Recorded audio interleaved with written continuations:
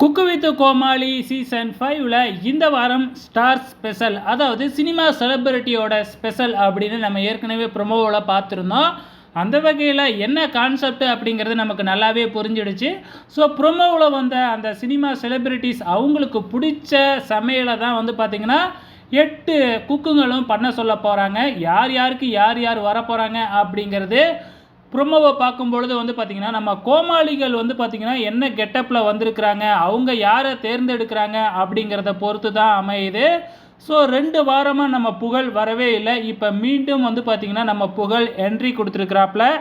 அது மட்டும் இல்லை, நம்ம குறைசியோட கெட்டப் ரொம்பவுமே சூப்பரான கெட்டப்புங்க.